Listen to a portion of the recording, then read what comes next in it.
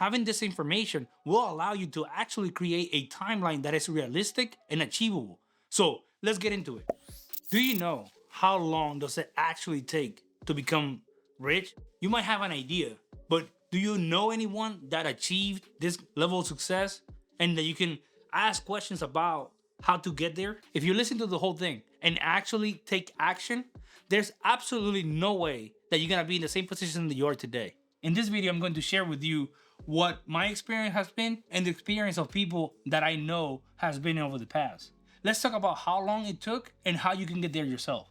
Everyone's timeline is different, but knowing what some people have been able to achieve will give you a better idea of what to expect and what steps you need to take in order to get to your own goals.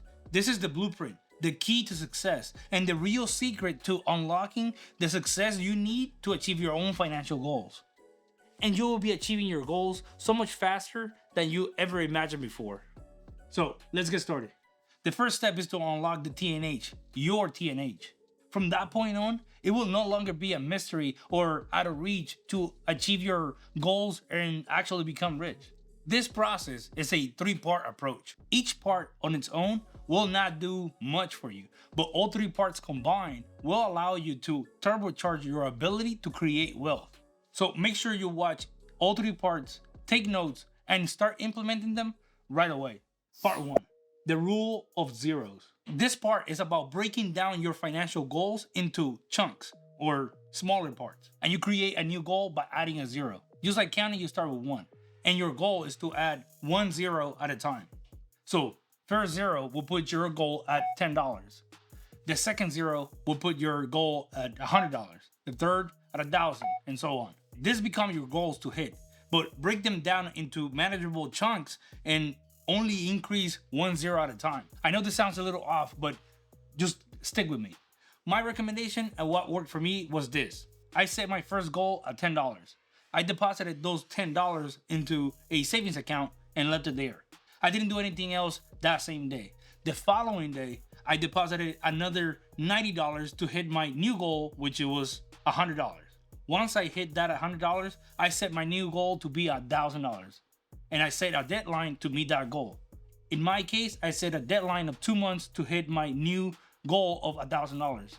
And by the end of the 2 months, I was able to hit this goal. Here is where things get a little more trickier for most people, but then I set my new goal to $10,000 by adding another zero to the $1,000. I knew by now that I could save $1,000 in 2 months. So if I repeated the exact same process, I should be able to hit my new $10,000 goal in 18 more months, because I just needed to save another $9,000 since I already had $1,000 saved from my previous goal.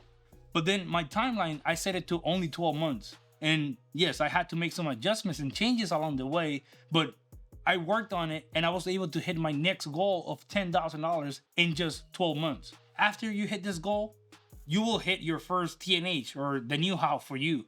Once I hit this TNH, or this new how for me, it changed everything. From that point on, it was a completely different game. I continue applying the same rules of zeros by adding a zero to my goals and giving myself a deadline that was achievable, but still harder to hit than my previous goal. After I hit my first $10,000, things changed. And the new way I was able to save allowed me to supercharge my savings from that point on. I was now on my TNH, the new how for me, the zone. Everything was so much easier from that point on and so much faster. Look, stick with me. This was part 1 of the process. But the next parts of the process will allow you to cut your timeline or your deadline by half or even more. You will be able to achieve your new goals much, much faster. Now, for part 2, you need to work on creating value. You need to find your passions and develop your skills. Think about things that you enjoy doing, things that give you energy and make you feel like it's something that you could do for a long time and you wouldn't mind it. Once you know what that is, commit to become the top percent of whatever that is. You need to be willing to put in the work, the time, and the effort to actually become an expert on whatever that is. It doesn't have to be anything fancy or complicated. It just needs to be something that you like and that you're willing to put in the time into it to actually become better and better at it until you become an expert. But listen, you don't have to become an expert to start gaining the benefits of this step or this part of the process. But your goal needs to be to become an expert and be working on that goal 100% of your time. Here is how this part of the process actually helps you. During this time, identify and write down problems that you find and notice along the way. If this is a problem for you, then it is most likely a problem for other people that are also doing the same thing that you're doing.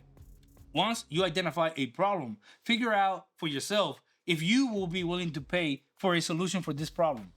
If the answer is yes, then you can monetize this. If you are investing 100% of your time in becoming an expert in this field, then you will be able to figure out a solution to this problem. Once you do, you now are creating value that you can offer to others. If the solution that you come up with is something that can be scaled, then it's not just value, you can actually start a business out of that. The more problems you are able to identify and create solutions that people are willing to pay for, the more value you are creating. Once again, remember, this doesn't have to be anything fancy or crazy. It just needs to be something that is around your skills and your passion, but really any problem that you can solve can be monetized in one way or another. Let me give you some examples from people that I know in my own experience. I have a friend that was working as an assistant at a real estate firm. He noticed that there were a lot of people asking for lower rates and how can they access those lower rates if they were available. So he started researching for tools that help him figure out if there were any other programs or plans or paths that people could take to actually gain access to lower rates. And he came across a platform. This platform allows you to gain access to properties that are for sale that has a assumable loan as long as you qualify for this type of loan.